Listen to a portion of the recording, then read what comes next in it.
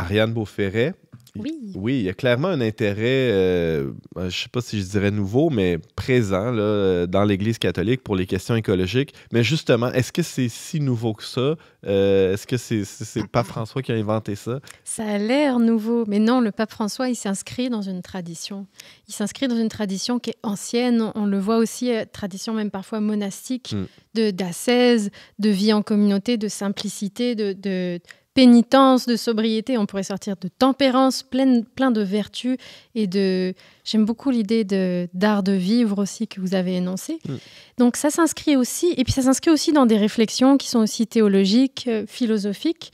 Quand on va dans un texte qui s'appelle le Compendium de la doctrine sociale de l'Église. C'est un gros mot pour dire comme le résumé de la pensée de l'Église. Exactement, c'est une synthèse. Ouais. C'est un cardinal qui a fait une synthèse, accompagné aussi d'autres, de la pensée, des orientations de l'Église, pour vraiment nous inviter à nous mettre en action aussi, parce que c'est sur la doctrine sociale, vraiment, ça parle de la mission de l'Église, de la paix, des droits des personnes, de la famille, et il y a tout un passage aussi sur la sauvegarde de l'environnement. Et donc c'est intéressant parce que dans ce compendium, on voit déjà qu'il y a un rappel que l'activité humaine pour améliorer nos conditions de vie, c'est une chose qui est bonne, qui fait partie du dessein de Dieu. La technologie n'est pas quelque chose de mauvais.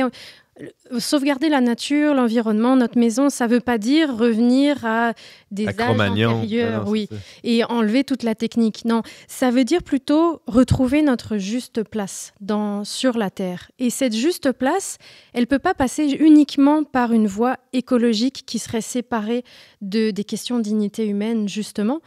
Et elle ne peut pas être séparée non plus, elle ne peut pas être vécue d'une façon qui nie la transcendance, en fait. Qu'est-ce que ça veut dire? Ça veut dire aussi reconnaître que la terre nous est donnée en héritage et qu'elle nous est donnée par Dieu. Et donc que Dieu a un dessein avec cette terre qu'il a fait d'une certaine façon. Donc on peut, et qui nous fait participer. Ça, c'est quelque chose qu'on retrouve aussi dans le compendium. On devient des co-créateurs, des coopérateurs, en fait. C'est une mission qu'il nous donne, de la faire fructifier, mais d'une façon aussi qu'il nous a léguée. Donc il y a cette partie d'héritage, puis cette partie aussi on coopère à la création. On a une place spécifique, on n'est ni au même niveau que les plantes et les animaux parce qu'on a une ça dépend conscience. Qui. Ça dépend qui. Normalement, on ne devrait pas l'être, mais on est capable de conceptualiser, de vivre, de changer l'environnement et même durablement. Mais aussi, il faut regarder plus haut et avoir l'humilité de voir qu'on reçoit quelque chose. Ça s'inscrit dans une mission. Ariane, l'Église invite le monde et les chrétiens à l'action pour prendre soin de notre maison commune. Comment elle fait ça? Elle nous invite à l'action, donc déjà individuellement et collectivement. Elle montre un peu l'exemple. Par exemple, à l'État du Vatican, surtout avec Benoît XVI, il y a eu beaucoup de changements depuis les années 2008. Maintenant, il y a tout un toit du Vatican qui est couvert de panneaux solaires. L'électricité, depuis 2015, je pense, est entièrement renouvelable. De sources renouvelables, soit dans la Cité du Vatican, mais aussi à l'extérieur. Au niveau de l'alimentation, il y a cette idée avec le pape François d'une certaine sobriété. Les repas sont beaucoup plus végétariens, sont très locaux. Tout est produit dans la ferme de Castel Gondolfo, qui est une petite ferme avec vraiment une échelle humaine. C'est pas une immense exploitation avec 1000 porcs, 1000 vaches. Non, c'est la grosse machinerie. C'est ça. Non. Il y a de la technologie aussi. Ouais. Ils ont des usines thermiques, usines électriques, mais qui rendent le plus efficace possible pour qu'il y ait le moins de pertes énergétiques. Des tas de petits gestes comme ça qui s'accumulent et qui font en sorte que ça permet d'avoir peut-être un exemple au moins à l'échelle de la Cité du Vatican. C'est inspirant. James? En Italie, moi, je mangerais local n'importe quand. Tu boirais local aussi. Oui, c'est sûr qu'il faut, comme le disait le frère Louis V Mars, il y a des contraintes et l'endroit où on vit, c'est une contrainte aussi. Il y a certains aliments, par exemple, nous, on est dans un pays nordique qui ne sont pas disponibles, mais il faut, à l'année longue, je veux dire, mais on peut retrouver quand même une certaine sobriété, puis retrouver des façons de conserver les aliments, par exemple.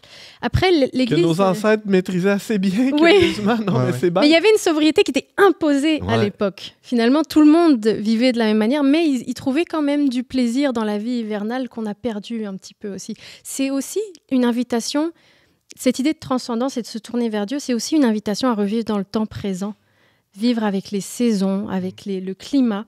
Et Avec les gens qui nous entourent. Avec aussi, les gens qui nous dans entourent notre environnement proche. Plutôt que d'être peut-être dans des relations qui sont toujours virtuelles ou très très loin. Là. Mm-hmm. Donc c'est une invitation à beaucoup de choses pour se mettre en marche. Et je pense qu'il y a 2 aspects à laquelle l'Église nous invite. C'est déjà de se poser la question, est-ce que je suis reconnaissant de ce que j'ai ? Ça, c'est un premier acte d'humilité, de voir que je le reçois. Quelle gratitude j'ai. Et ça, tout le monde peut le faire, même si on n'est pas croyant. Des actes de gratitude, tout le monde le fait. Peu importe notre condition sociale. Tout à fait, parce qu'on reçoit tout. Ça nous prémunit un peu contre la tentation de consommer davantage tout le temps. Aussi, oui. Ça nous fait réfléchir à d'où est-ce que ça vient, qui me le donne, d'être dans un acte de gratitude. Et on apprécie mieux les choses aussi. Si on dit merci et qu'on rend grâce avant de manger, on apprécie... Il y a même des études scientifiques là-dessus qui montrent qu'on apprécie mieux la nourriture. Oui. Arrête. Si on fait une prière, le repas n'a pas le même goût. Mais il y a un deuxième acte, c'est un acte de reconnaissance, mais cette fois qui est tourné vers Dieu. Et donc en fait, c'est un deuxième acte d'humilité qu'on fait quand on est croyant. Le fait de se tourner vers Dieu et de dire je te remercie, loué sois-tu pour ce que tu me donnes. Mais ça nous remet ça aussi à notre place, parce qu'on comprend qu'on a besoin du monde, des gens qui nous entourent, mais on a aussi besoin de Dieu qui a créé tout cela. Ariane Beauferret, chroniqueuse au Verbe, merci beaucoup. Merci.